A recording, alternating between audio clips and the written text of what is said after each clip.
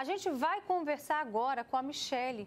Os filhos dela estudam perto da onde tudo aconteceu, onde aconteceu o tiroteio. E ela vai contar pra gente. Michele, boa tarde, obrigada pela sua participação.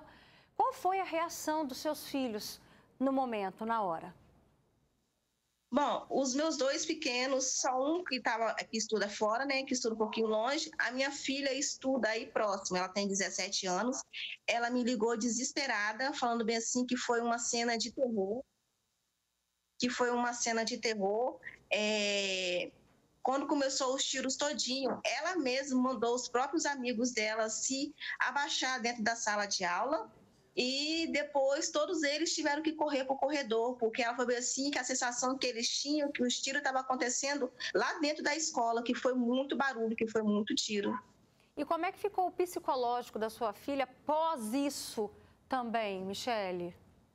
Ela chegou em casa muito abalada, né? Ela chegou em casa desesperada. Ela não queria trabalhar agora para a tarde, porque ela faz estágio, que ela estava com muito medo, mas ela não pode faltar. Mas ela chegou em casa desesperada. Eu tive que buscar ela. Quando eu cheguei lá na escola, os alunos estavam todos desesperados. Os adolescentes, os jovens, tudo desesperado. Um monte de pai lá indo buscar. E essa não é a primeira vez que acontece, né, Michele?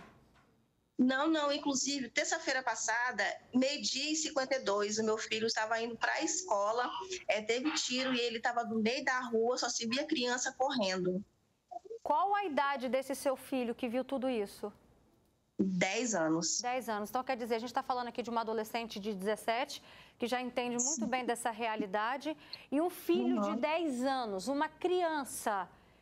Ele entende quando você fala assim, Michele, meu filho está tendo uma guerra do tráfico de drogas, ele entende isso? Sim, ele já entende, ele já fica desesperado. Ele fez tratamento com a fono, porque pelo psicológico dele ficou tão abalado que a voz dele não saía direito. Ele fez um tratamento, mas agora eu vou ter que voltar de novo porque está prejudicando na fala dele por causa desse medo todinho que ele vive por causa dos tiros, porque está sendo praticamente quase todos os dias está tendo tiro. O que seus filhos relatam para você no momento, na hora que está tudo acontecendo? O que eles demonstram? Qual é a fala deles? Eles ficam cheios de medo, eles começam a chorar, saem correndo, eles caçam um lugar para se esconder, porque eles pensam que vai atingir dentro de casa, que vai pegar neles. Então quer dizer que o medo que eles têm na rua é o mesmo medo que eles têm até mesmo dentro de casa? Sim. E como é que fica a sua preocupação de mãe? Como é que é criar um filho numa comunidade em que isso acontece, como você bem disse, tem acontecido com frequência?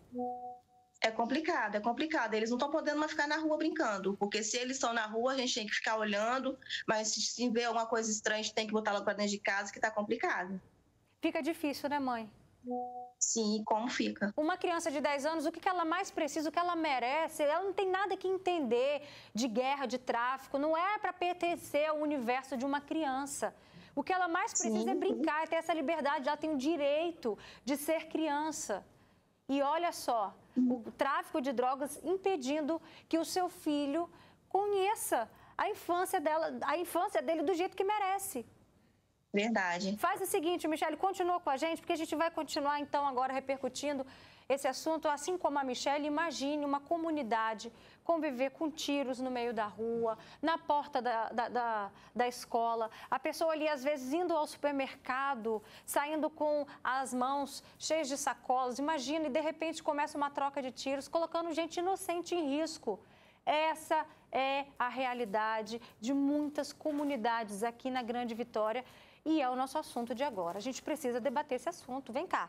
Chega comigo aqui, ó, pertinho do nosso estúdio. Eu recebo o Marco Aurélio, ele que é especialista em segurança pública, professor da UVV. Muito obrigada, Marco Aurélio, pela sua presença mais uma vez. A gente também recebe aqui a Aline Hessel, que é psicóloga. A gente agradece muito sua presença. E também a Melissa, gente. A Melissa, ela tem um projeto social em Boa Vista e ela vai contar pra gente como que é essa realidade. Você escuta, você também mora na região, você escuta e isso te assusta também, Melissa, esses barulhos de tiros? Boa tarde, Roberta. Boa tarde. Obrigada pelo convite para estar aqui. Eu moro em Boa Vista e hoje pela manhã a gente foi acordado com os tiros e foi 7h40 da manhã. As crianças entram na escola às 7 horas da manhã e aí a gente hoje, o meu susto ainda foi maior porque os meus meninos estavam na escola. A princípio a gente não conseguia identificar de onde estavam vindo os tiros, mas a gente ficou preocupado se as crianças estavam ouvindo os tiros na escola, porque é bem próxima de casa. Até então a preocupação era só com o barulho? Só se eles estavam ouvindo o barulho, né? Porque não parecia que estava perto da escola. E aí, em meio aos tiros, o telefone começou a tocar, era minha enteada que estava na escola. E aí meu marido falou, olha, a Glenda tá ligando. E aí, quando atendeu, ela falou que, pai, tá tendo tiro aqui na porta da escola. E aí a gente entrou em desespero, mas não tinha como sair de casa para ir buscar na escola eles. E tava a Glenda e o meu filho, as primas, as crianças todas que eu conheço, porque são ali da região, que são do projeto. E, assim, foi terrível. Mas isso vem acontecendo diariamente. Na segunda-feira, no horário da entrada do projeto, algumas crianças não foram para o projeto porque estava acontecendo, teve 2 tiros no horário de 18 horas. Assim também como ontem teve, à tarde, tiros no bairro. Então, está assim, diariamente. Já aconteceu de estar dentro do projeto e a gente ouvir disparos. Isso abala muito a gente, afeta a gente em todos os sentidos. Na questão psicológica das crianças, porque inclusive o filho da Michele, ele é do projeto e a gente ajudou a família com o tratamento com a fono. O filho ele não falava, a gente não conseguia entender o que ele estava falando. E aí, assim, e aí não é só com uma criança, são várias crianças, porque todas as crianças dali são da região, moram ali, estudam ali, moram próximos. E, assim, acompanha tudo que vem acontecendo. A gente desenvolveu um trabalho no projeto que era Minha Vida Não É Uma Droga. E aí, as crianças relatavam no papel o que eles viam diariamente, próximo de casa. E nesse papel saiu que eu já vi tiro, eu já vi o pai de um amigo morto na praça, eu vi a mãe de um amigo morrer aqui dentro do bairro. E foram várias coisas, já vi gente vendendo droga. Então, assim... Crianças? Qual crianças de 6 a 15 anos. Aline, criança não era para estar brincando de bola? Não era para estar brincando de boneca? E aí a gente se pergunta, né, por quê? O que acontece que o relato deles é um vizinho que morreu, o tráfico de drogas, o barulho do tiro? Eles não era para eles estarem vivendo isso, né? Boa tarde, Roberta. Tarde. Infelizmente, não. Né? Acho que se a gente pudesse ter uma resposta, qual que é o ideal, né? Qual que é a solução para esse problema? Não vivenciar esse problema. Né? Então, isso acaba sendo uma marca muito significativa para essas crianças, antecipando certos amadurecimentos que não precisariam e trazendo consequências para toda a vida dela, para o resto da vida dela, com certeza. E preocupações, né? Porque criança de 6 anos era para estar preocupada com isso. Olha só, o que essas preocupações podem ir somando na cabeça, no psicológico dessas crianças? Olha, Roberta, a gente entende como trauma, dentro da psicologia, existe uma definição de trauma. Não é qualquer coisa que se considera um trauma. Trauma é quando você vivencia um risco de morte. Seja você vivenciou aquilo, seja você viu alguém vivenciando ou alguém próximo vivenciou isso. Então, ou abuso sexual, né, também entrou nisso daí. Isso pode gerar traumas. E quando a gente fala de crianças estar vivenciando um tiroteio, qualquer pessoa, diante disso, se vê num risco de morte. Então, essas crianças estão vivenciando diariamente traumas que vão repercutir no futuro delas. E aí a gente viu na notícia que as crianças se jogaram no chão, né? Foram para o corredor da sala de aula. Professor, o que as crianças devem fazer? O que as famílias também dentro de casa devem fazer num momento como esse? E é muito triste, né, a gente parar para pensar que as crianças são educadas hoje numa tática para não serem alvos de traficantes. Então, olha, a situação hoje foi muito séria. Os tiroteios, eles têm ocorrido com frequência, mas hoje foi um ponto fora da curva. E aí o que acontece? Lógico, se deitar no chão é uma das melhores alternativas. Mas uma bala de fuzil 7.62, ele atravessa várias paredes, ele não atravessa uma parede. E pelos relatos, pelas informações que eu obtive, né, eu também moro próximo, né, na hora que eu ouvi, eu identifiquei que me pareciam 2 fuzis e 1 ou 2 pistolas e me parecia de grosso calibre. E aí eu tenho alunos, ex-alunos que trabalham na área de segurança, entrei em contato e eles falaram, professor, é 762 e um 556. São armas muito poderosas que atravessam paredes e paredes, né? A tragédia não foi maior porque, pelas informações, o carro não era exatamente dali da região, ele passou atirando, e a gente até pode ver nas imagens, né? Me parece que eles fizeram rajadas assim, de baixo para cima, tanto que a gente vê alguns tiros embaixo e alguns tiros em vidraças, em andares de cima, né? Lá no campo, e não foram necessariamente para acertar alguém, e também não houve confronto dos criminosos da região, né? Então, foi meio que um aviso, um alerta do que pode acontecer dentro dos conflitos que ocorrem entre as facções. Mas não era nem para ter fuzil circulando dentro de uma área urbana. É uma pergunta que a gente se faz, como que essas armas poderosas vão parar na mão desses traficantes? Então, nós temos problemas seríssimos no Brasil em termos de fronteira. Então, as fronteiras do Brasil são enormes e, por isso, é difícil controlar o tráfico de armas. Esses dias, num condomínio de luxo lá na Barra, tinha 400, na Barra da Tijuca, no Rio de Janeiro, tinha 450 fuzis. Né? Então, nós não estamos nem falando de favela nem de morro, estamos falando de um condomínio de luxo na Barra da Tijuca, 450 fuzis. Então, entra muito fuzil no Brasil, são armas traficadas que entram pelas fronteiras e que, vez ou outra, também são desviadas, ou do Exército, das forças de segurança, mas em menor escala, né? Os desvios das forças de segurança não me parece que as informações que eu tenho não me parece que são o grande problema, embora ocorra pontualmente, eventualmente. Mas o tráfico de armas no Brasil é um problema muito sério. Então, e aí você tem um problema que vai se acumulando, né? Porque essa situação não acontece da noite para o dia. Isso aí é um acúmulo de situações que vem há décadas, né? E a gente está vivenciando algo que é resultado de um acúmulo de situações do passado. Então, o traficante, ele tem o criminoso, o jovem que está na situação de delito, ele tem um fuzil e ele atira para cima da polícia de fuzil. A polícia não tem como revidar com uma arma de calibre menor. E aí é bala perdida, é o que a gente vê lá no Rio de Janeiro, porque é isso, uma bala de fuzil atravessa várias paredes. Então, lá no Rio de Janeiro, a gente tem visto com frequência crianças sendo alvejadas por balas perdidas. E bom, no meio do tiroteio, ninguém olha muito bem para onde está atirando, né? Então, não dá nem para dizer de onde veio a bala e nem sei se isso é uma questão. A questão é que, seja da polícia, ou seja dos outros jovens que estão em confronto, a bala de fuzil ela vai acertar. Né? Pois é, você falou do Rio de Janeiro, na semana passada teve o caso de uma criança que foi vítima de bala perdida, e isso não acontece só lá, não.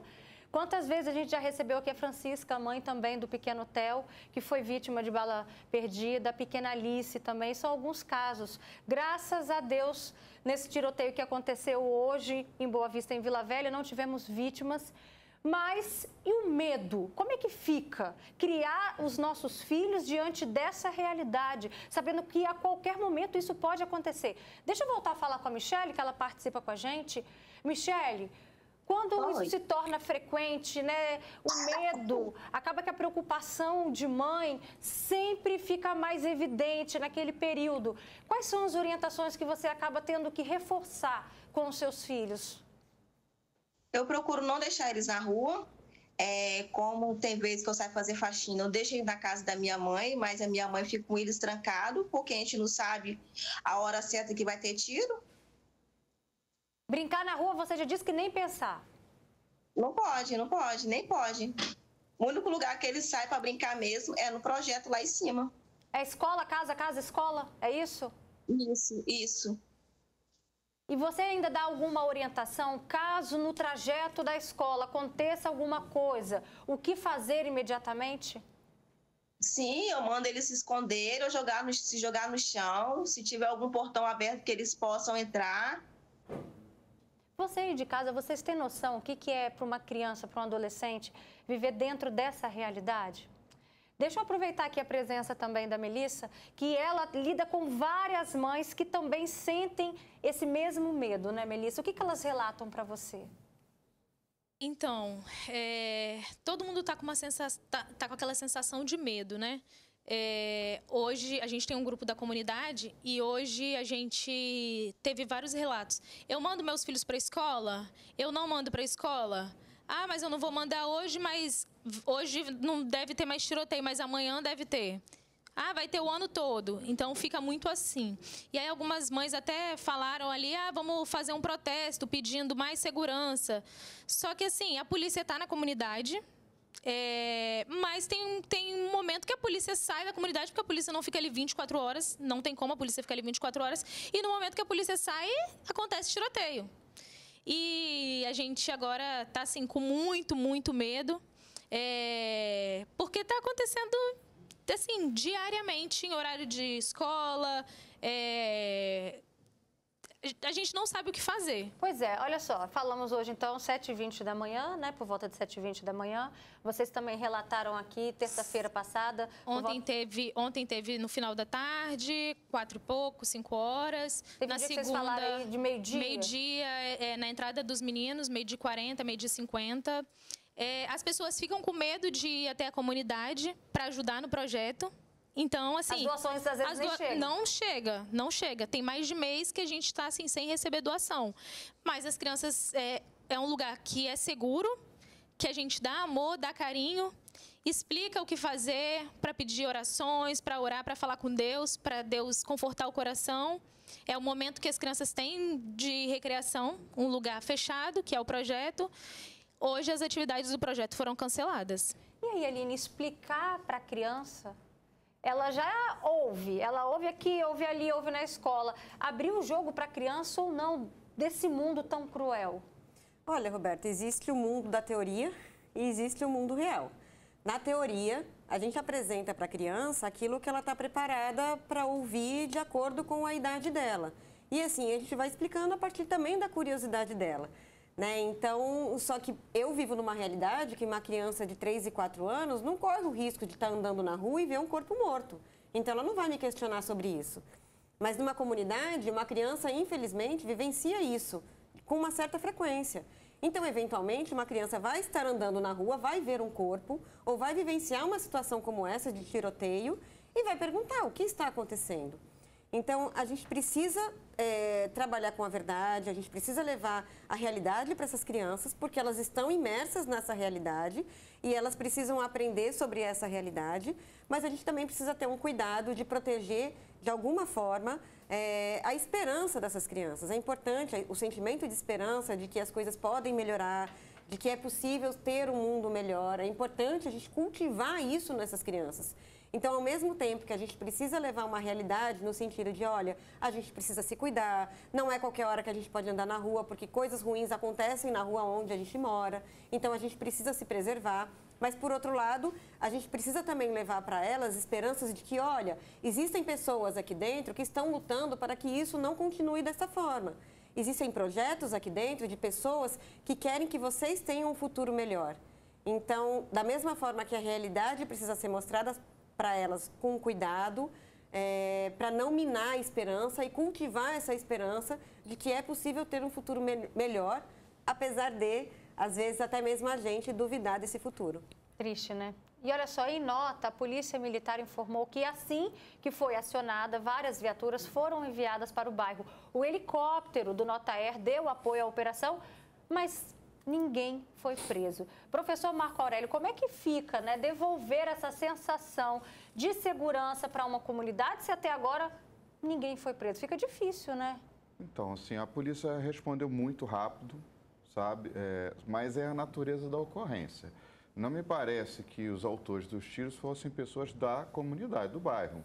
A informação que eu tenho e que condiz até com o próprio registro da perícia é que um carro veio, passou, dando várias rajadas e foi embora. Então, nunca a polícia ia pegar, porque eles passaram e foram imediatamente embora. E não houve tempo, inclusive, felizmente, né? Não houve tempo dos traficantes da região responderem, porque senão poderia ter sido muito pior.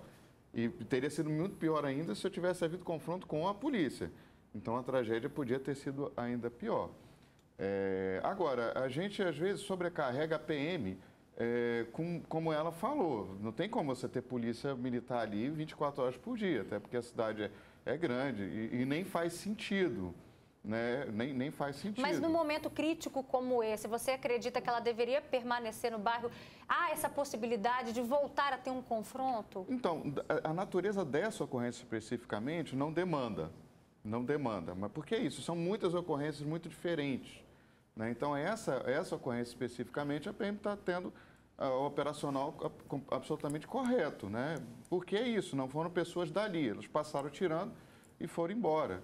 Você tem que achar as pessoas que atiraram, então você tem que mapear por onde aquele carro passou através dos sistemas de inteligência e ir atrás dele, né? E não é lá no bairro, né? Porque eles sabem mais ou menos o carro que foi, o modelo do carro, e aí você olha pelas câmeras de segurança, pelos radares inteligentes, pelas câmeras inteligentes, identifica para onde esse carro foi e vai atrás dele lá. Então é isso, porque a sensação de segurança muitas vezes é ver a polícia lá. Mas a operação efetiva de segurança muitas vezes não está no local da ocorrência, está mesmo no desdobramento dela. Aí que a gente conta com o sistema de inteligência da polícia, né? Para ir exatamente atrás, né? Exatamente. E aí tem uma situação, aquela região, o tráfico ali, ele dá muito dinheiro. Porque ele fica perto de bairros nobres, ele fica perto de instituições de ensino superior, onde tem jovens de classe média que são o principal mercado consumidor de cocaína. E a cocaína dá muito dinheiro. E aí você tem duas situações. Bom, aqueles jovens têm muito dinheiro, então eles têm muito dinheiro para comprar muitas armas. Olha aí quem financia. A segunda situação se você tem muitas armas, se você tem muito dinheiro, você é um ponto atrativo para que outras facções queiram tomar aquele ponto daqueles que detêm aquela facção. E tem um terceiro elemento, que é o que eles chamam, né, dentro do mundo do crime, e a gente ouve muito deles, né, quando a gente conversa com eles nas pesquisas, que é a questão da guerra. Nem tudo tem a ver com dinheiro. Às vezes, essas guerras têm a ver com uma masculinidade guerreira, né? Aquela coisa mesmo do confronto, do gosto pela adrenalina, dos confrontos muito masculinos. Do ego em si. Do ego guerreiro, né? Do poder, né? Do domínio territorial, do desafeto. Então, junta tudo isso e muito dinheiro, né? Porque é isso também, né? Os traficantes têm muito dinheiro porque tem muita gente comprando. E ali é um ponto estratégico porque está próximo de pontos de classe média que são grandes consumidores de cocaína. Muito bem dito, muito bem observado, professor. A gente vai ver agora o relato da Pauliane Reis. Ela faz parte de um instituto que fica em uma área de vulnerabilidade e ela fala do medo das crianças também na hora que acontecem os tiroteios. As crianças que convivem em meio a essa situação de violência, elas costumam ter traumas muito grandes. Elas costumam, na visão delas, criar uma autodefesa, que é o quê? Quando começar o tiroteio, elas tamparem a boca, elas não chorarem, elas se esconderem, elas têm medo de qualquer tipo de barulho. No outro dia, elas não querem sair de casa porque elas não se sentem seguras, elas não querem voltar para a escola, porque para elas, a qualquer momento, elas vão estar no meio de um tiroteio, vão tomar um tiro, vão morrer. Então, é muito complicado. Ter criança, na verdade, qualquer pessoa nessa situação, mas em primordial as crianças, porque elas gravam e gravam muito isso. Isso é uma coisa que elas jamais vão esquecer, e além de esquecer, elas vão ter trauma pelo resto da vida. Elas não vão saber qual a diferença de um fogo, de um tiro, vão ter medo o tempo todo. E aí, como é que é conviver com esse medo? Já parou para pensar? Essa é a realidade de quem mora numa comunidade que tem essa guerra, que encara, né, que vive mesmo essa realidade do tráfico de drogas. Aline, como que os pais pensam naquela mãe, no caso aqui da Michelle, pensa nas mães que a Melissa também falou aqui, que o projeto assiste, como que elas podem diminuir esses impactos psicológicos? Tem alguma atividade lúdica para fazer com as crianças? Olha, Roberta, aí a gente tem que levar em consideração vários fatores psicoeconômicos, sociais. Se eu pudesse, de mãe para mãe, dar um conselho, seria: sai daí. Saia de um local onde tenha esse tipo de situação. Mas a realidade financeira... Exatamente, né? Esse não é o caminho muitas vezes viável, até porque também existe uma outra questão. É importante que a comunidade, que a sociedade preencha esses lugares. Porque se a gente também sai, os tráficos, eles preenchem. Dominam. Exatamente. Então, também é importante, por outro lado, isso. Mas, como eu falei, né? É bonito, às vezes, falar isso para a família do outro. Para minha família, não iria desejar. Então, primeiramente, a orientação que eu poderia dar é: saia daí.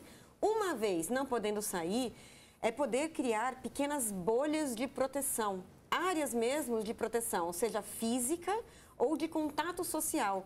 Então, você poder ter a sua casa protegida da melhor maneira possível, ambientes protegidos, mapear a sua casa e os riscos que tem em volta para saber aonde é o local protegido.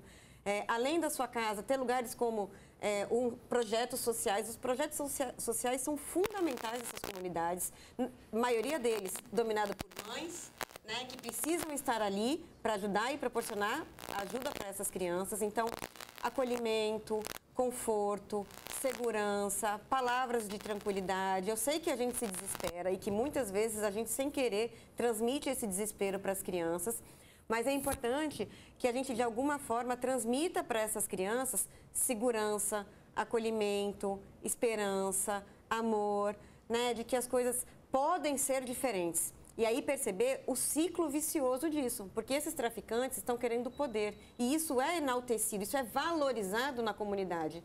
Quais outras formas de poder que a gente pode ter e dar esse exemplo para as crianças, para ao invés delas idealizarem ser traficantes um dia, elas terem modelos, exemplos para sonharem em não ser traficantes, em ser médicos, doutores ou mesmo voluntários ali naquela comunidade para ajudar outras crianças. Porque é isso, né? Ainda tem, a gente chega a se arrepia, ainda tem essa preocupação da mãe que está ali protegendo a vida do filho e aí ao longo dos anos ela também fazer com que esse filho não seja aliciado pelo tráfico de drogas. Essa é uma realidade muito debatida aqui no programa.